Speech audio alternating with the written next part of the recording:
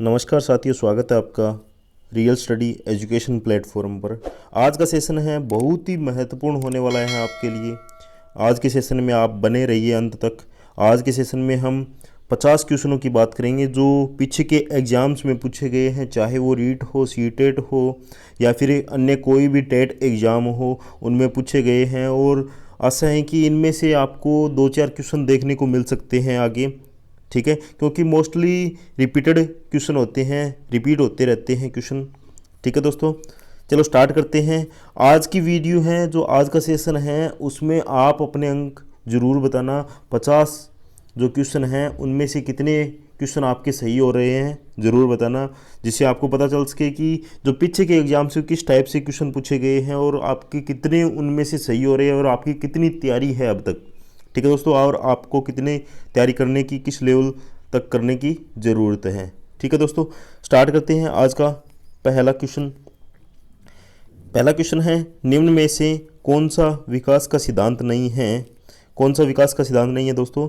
Option A निश्चित प्रतिमान का सिद्धांत, बी विशिष्ट से सामान्य अनुक्रियाओं की ओर बढ़ने का सिद्धांत, सी समन्वय का सिद्धांत, डी निरंतरता का सिद्धांत। ऑप्शन कौन सा सही है दोस्तों? आपके पास 5 सेकंड का टाइम है और आप कमेंट सेक्शन में ज़रूर बताएं। तो इसका सही ऑप्शन क्या है दोस्तों? तो ये विकास का सिद्धांत नहीं है, वो है दोस्तों जो विशिष्ट से सामान्य अनुक्रियाओं की ओर बढ़ने का सिद्धांत है, वो विकास का सिद्धांत नहीं है। बाकी तीनों हैं वो विकास के सिद्धांत है। ठीक है दोस्तों, इसमें आपको नहीं पर फोकस करना है दोस्तों, नहीं पर। ठीक है, चलते नेक्स्ट क्वेश्चन। नेक्स्ट क्वेश्चन है, विकास का मनोसामाजिक अवस्था दृष्टिकोण प्रतिपादित किया गया किसके द्वारा किया गया? मनोसामाजिक किसके द्वारा है दोस्तों? ऑप्शन ए है बंडूरा, बी फ्राइड, सी कोहलवर्ग और डी है एरिक्सन। तो मनोसामाजिक सिद्धांत आपको पता होगा, एरिक एरिक्सन द्वारा दिया गया है, एरिक एरिक्सन। ऑप्शन डी सही है दोस्तों। नेक्स्ट क्वेश्चन, वृद्धि एवं विकास का मुख्य सिद्धांत है। वृद्धि एवं विकास का दोनों का सिद्धांत, अगर आपने हमारे कम्युनिटी टैब में जो क्वेश्चन हम डालते हैं रोजाना उनमें देखा है तो ये क्वेश्चन डाला गया था दोस्तों। कौन सा सिद्धांत है? पहला है तत्परता का सिद्धांत, दूसरा एकता का नियम, तीसरा है व्यक्तिक अंतर का सिद्धांत और चौथा है इनमें से सभी। यानी कौन सा सिद्धांत है मुख्य वृद्धि और विकास का? कौन सा है दोस्तों? तो इसका है ऑप्शन सी सही है, व्यक्तिक अंतर का सिद्धांत। ठीक है दोस्तों, नेक्स्ट क्वेश्चन, किशोरावस्था की अवधि है। किशोरावस्था की अवधि पूछ रहा है दोस्तों। ये भी मैं जो पीछे 6 टेस्ट पेपर करा चुका हूँ उनमें मोस्ट मैंने करा दिए हैं ये सारे के सारे क्वेश्चन। ठीक है, 1-2 नए क्वेश्चन हैं वो मैंने ऐड कर दिए इसके अंदर, जिससे आपके पिछले टेस्टों की भी आपको पता चल सकेगा। ऑप्शन ए 12 से 19 वर्ष, बी है 10 से 14 वर्ष, सी है 15 से 20 वर्ष और डी है 20 से 25 वर्ष। कौन सा ऑप्शन सही है दोस्तों? तो इसके सही उत्तर की बात करें तो ऑप्शन ए है 12 से 19 वर्ष। जो किशोरावस्था की अवधि होती है 12 से 19 वर्ष होती है दोस्तों। ठीक है, नेक्स्ट, विधायकता की मूल प्रवृत्ति किस अवस्था में विकसित होती है? विधायकता की मूल प्रवृत्ति, ये क्वेश्चन पूछा गया, बार बार रिपीट होता है दोस्तों, ध्यान रखना। ए शिशुअवस्था, बी किशोरावस्था और सी युवावस्था, डी बाल्यावस्था। कौन सा ऑप्शन सही है दोस्तों? आपके हिसाब से कौन सा है? तो विधायकता की मूल प्रवृत्ति है वो किस में पाई जाती है दोस्तों? वो पाई जाती है बाल्यावस्था में। ठीक है दोस्तों, ऑप्शन डी सही है। नेक्स्ट, किशोरावस्था की आयु कहा जाता है, खिलौनों की आयु कहा जाता है। खिलौनों की आयु किस एज को कहा जाता है दोस्तों? ऑप्शन ए पूर्व बाल्यावस्था, बी है उत्तर बाल्यावस्था, सी है शेषावस्था और डी है उपयुक्त सभी। किसी को कहा जाता है दोस्तों? कौन सा ऑप्शन सही है दोस्तों? तो इसका सही आंसर है ऑप्शन ए पूर्व बाल्यावस्था। पूर्व बाल्यावस्था इसका सही आंसर है दोस्तों। नेक्स्ट क्वेश्चन, निम्नलिखित में से कौन सी पूर्व बाल्यावस्था की विशेषता नहीं है? पूर्व बाल्यावस्था की विशेषता पूछ रहा है। ऑप्शन ए दल या समूह में रहने की, बी अनुकरण करने की, सी प्रश्न करने की और डी है खेलने की। कौन सी विशेषता नहीं है दोस्तों? तो इसका है पूर्व बाल्यावस्था। पूर्व बाल्यावस्था मतलब कि शेषावस्था के अंदर ही आते हैं। तो इसमें दल या समूह में रहने की व्यवस्था नहीं होती है। जो विशेषता पाई जाती है दल या समूह में रहने की नहीं होती है। ठीक है दोस्तों। नेक्स्ट, शेषावस्था में बालक में कौन सी विशेषता पाई जाती है? शेषावस्था में ऑप्शन ए सहयोग लेना, बी अनुकरण करना, सी आश्रित होना। ये भी हमने कम्युनिटी टैब में डाला है क्वेश्चन, डी उपरोक्त सभी। तो कौन सा सही है दोस्तों? तो ये सारे के सारे विशेषता पाई जाती है। सहयोग भी लेता है, अनुकरण भी करता है और आश्रित भी रहता है दूसरों पर। ठीक है दोस्तों। नेक्स्ट, सामान्य बालक प्राय किस आयु में बोलना सीख पाते हैं? ऑप्शन ए 11 माह है, बी 16 माह है, सी 20 माह है और डी 24 माह है। कौन सा ऑप्शन सही है? तो इसका सही आंसर है दोस्तों 11 माह है। 11 माह में क्या होता है, बालक सीखना बोलना प्रारंभ कर देता है लगभग। ठीक है। नेक्स्ट, बच्चे सबसे पहले कौन सी भाषा सीखते हैं? यह भी कम्युनिटी टैब में डाला हुआ है। ऑप्शन ए राज्य भाषा, बी राष्ट्रीय भाषा, सी मातृभाषा और डी सांकेतिक भाषा। इंपॉर्टेंट क्वेश्चन है दोस्तों।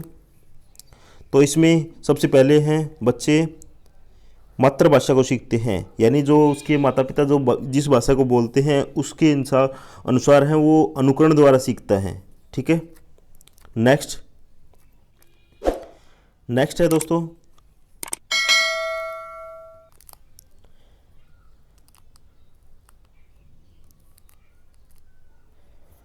बाल मनोविज्ञान के आधार पर कौन सा कथन सत्य है?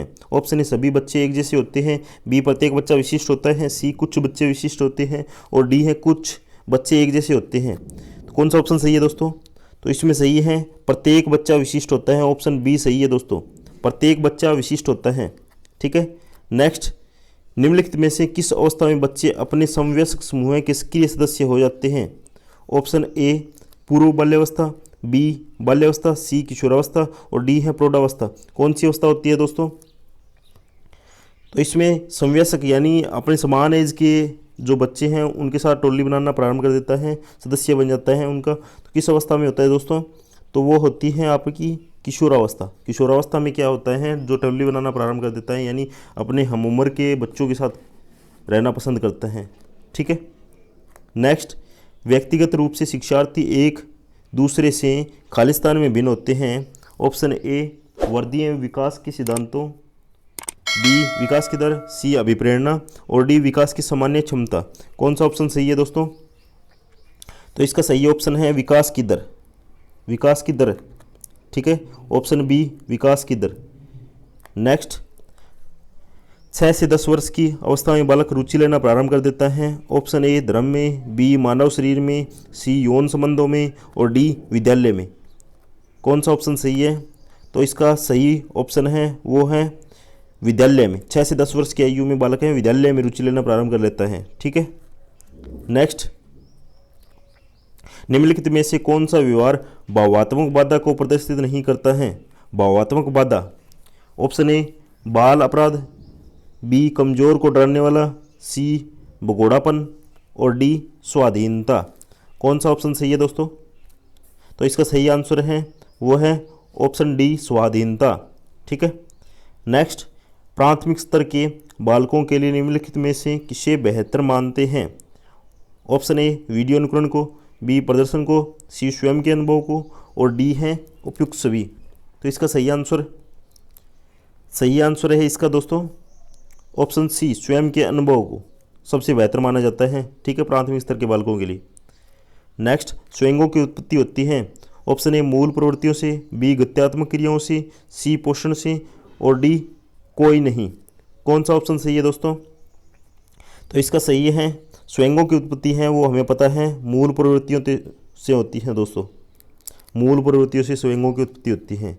नेक्स्ट, शर्म एवं गर्व जैसी भावना का विकास किस अवस्था में होता है? ऑप्शन ए शिशुअवस्था, बी बाल्यावस्था, सी किशोरावस्था और डी वृद्धावस्था। कौन सी अवस्था में होता है दोस्तों? तो इसका सही आंसर है वो है बाल्यावस्था। बाल्यावस्था में शर्म गर्व जैसी भावना उत्पन्न होती है बच्चे में। ठीक है। नेक्स्ट, विकास शुरू होता है। ऑप्शन ए बाल्यावस्था से, बी प्रसव पूर्वावस्था से, सी है शिशुअवस्था से और डी पूर्व बाल्यावस्था से। कौन सा ऑप्शन सही है दोस्तों?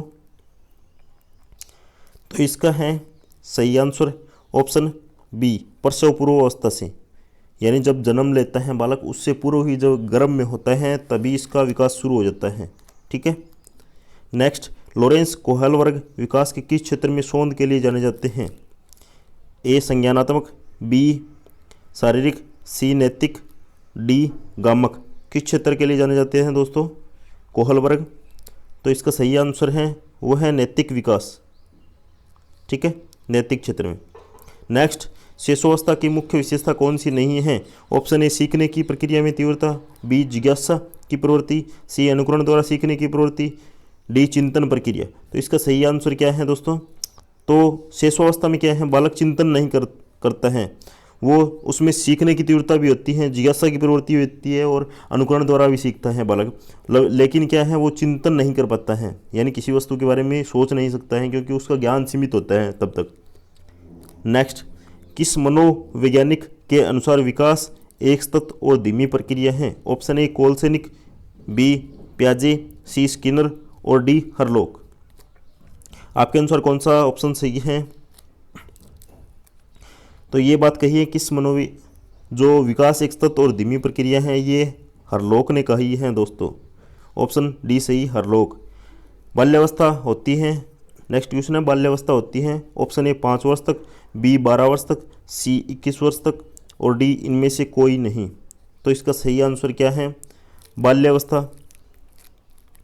बाल्यावस्था कब तक होती है दोस्तों? बाल्यावस्था की बात करें तो बाल्यावस्था होती है 12 वर्ष तक, और 12 वर्ष के बाद है वो किशोरावस्था स्टार्ट हो जाती है। ठीक है, 6 से 12 वर्ष होती है बाल्यावस्था। नेक्स्ट, बाल विकास का सही क्रम है, कौन सा क्रम बाल विकास का है? ऑप्शन ए सबसे पहले प्रौढ़ावस्था आती है, फिर किशोरावस्था, फिर बाल्यावस्था। ऑप्शन बी पूर्व किशोरावस्था, मध्य किशोरावस्था, उत्तर किशोरावस्था। ऑप्शन सी बाल्यावस्था, किशोरावस्था, प्रौढ़ावस्था। डी इनमें से कोई नहीं। तो इसका सबसे पहले देखिए, पहला ऑप्शन सबसे पहले प्रौढ़ावस्था दे रखा है, फिर किशोरावस्था, बाल्यावस्था, जबकि प्रौढ़ावस्था अंत में आती है।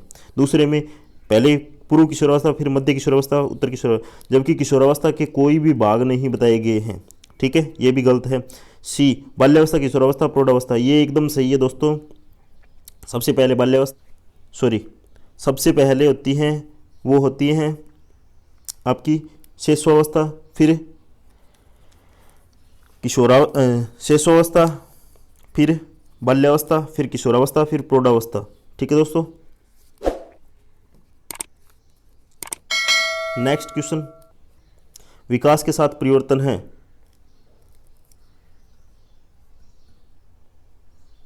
ऑप्शन ए गुणात्मक, बी रचनात्मक, सी गणनात्मक और डी नकारात्मक। विकास किस प्रकार का परिवर्तन है, ये इस प्रकार से क्वेश्चन है दोस्तों। तो किस प्रकार का है, कौन सा ऑप्शन सही है?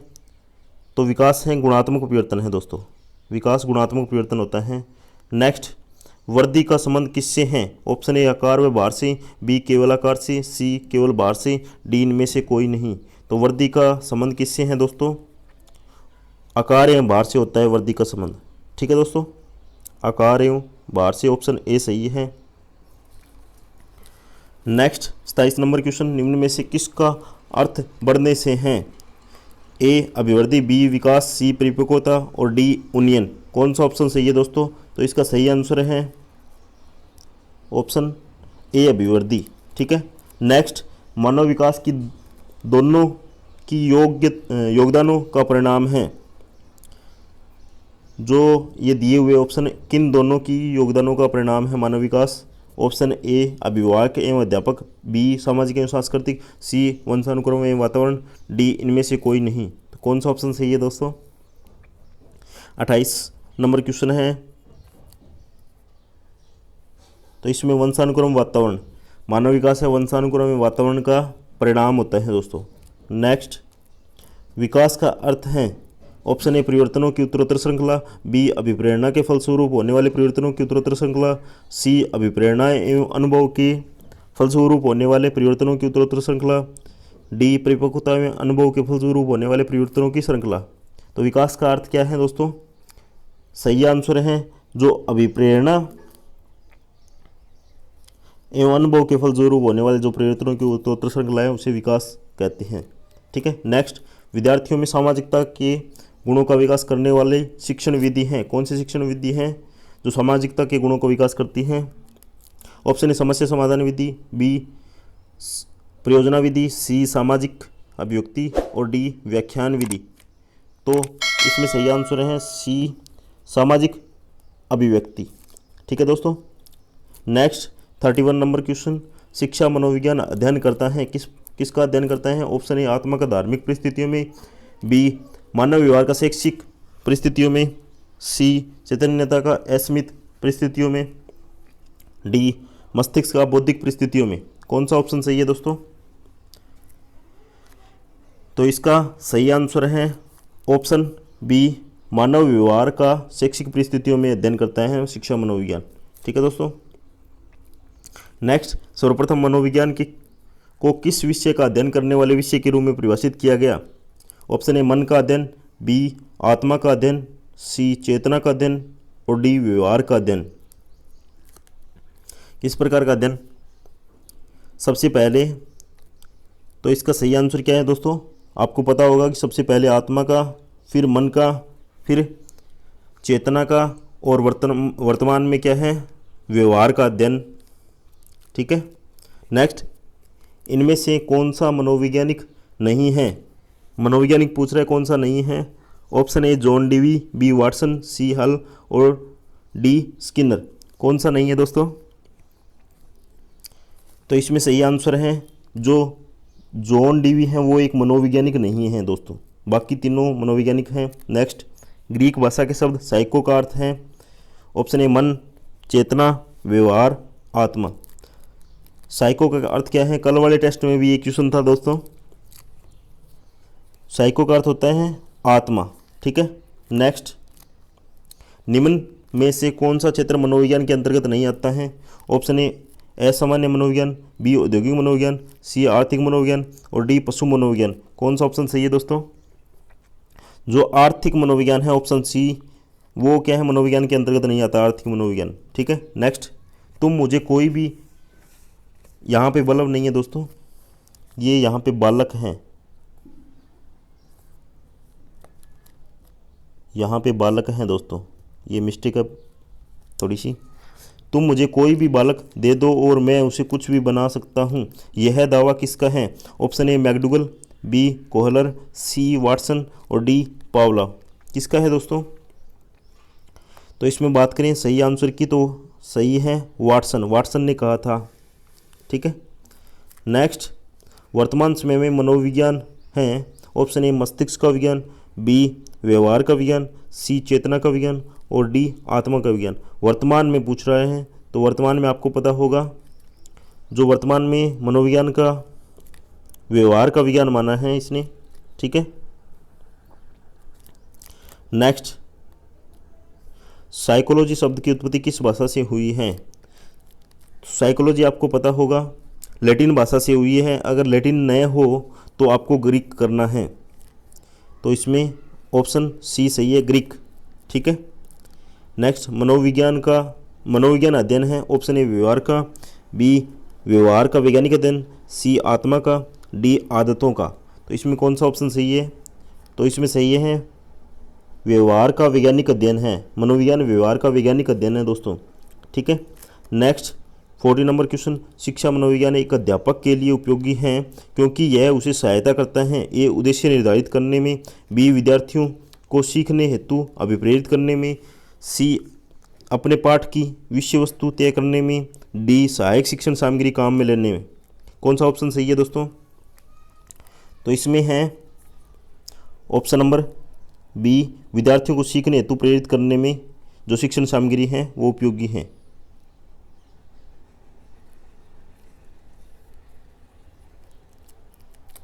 नेक्स्ट, इनमें से कौन सी समस्या शिक्षा मनोविज्ञान के क्षेत्र में आती है? ऑप्शन ए शिक्षकों की अनुपस्थिति, बी शिक्षा का गिरता स्तर, सी विद्यालय में बच्चों का कम नामांकन, डी शैक्षिक पिछड़ापन। कौन सा ऑप्शन सही है दोस्तों?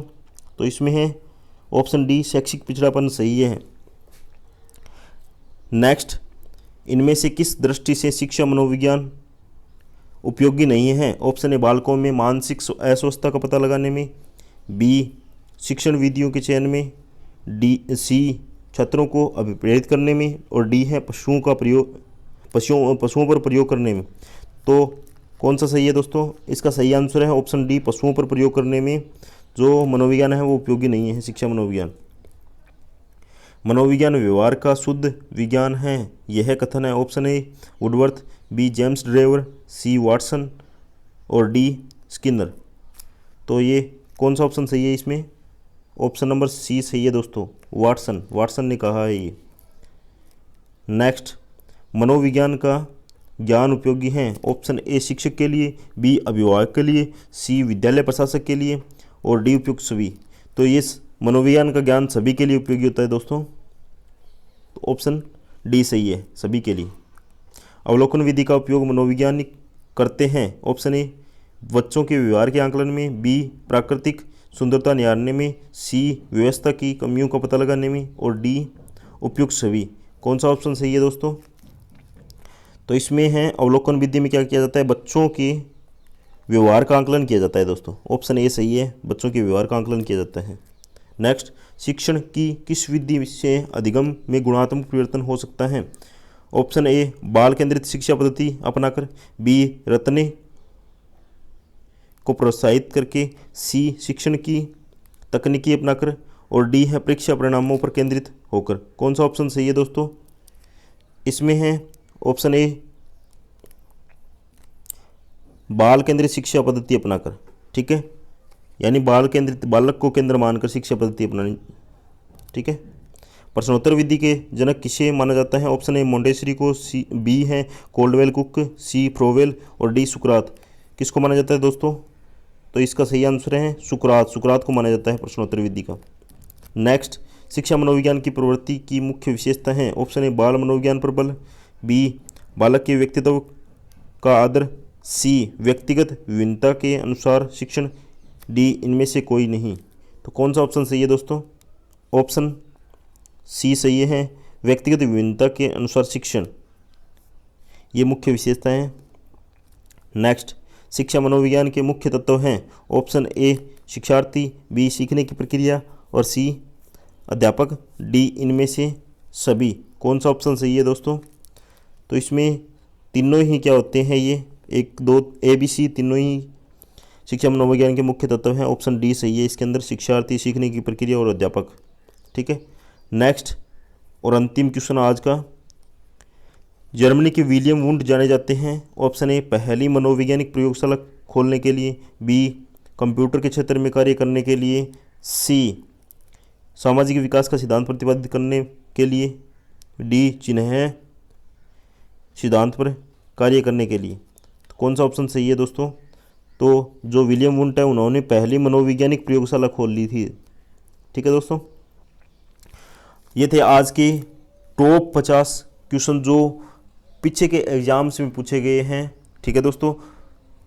आशा है कि आपको ये सेशन पसंद आया है, आप इस सेशन को ज़्यादा से ज़्यादा शेयर ज़रूर करें, ठीक है दोस्तों। मिलते हैं कल नेक्स्ट टॉपिक के साथ, जो टॉपिक होगा वो शाम को कम्युनिटी टैब में डाल दिया जाएगा, ठीक है दोस्तों। मिलते हैं नई टेस्ट सीरीज़ के साथ।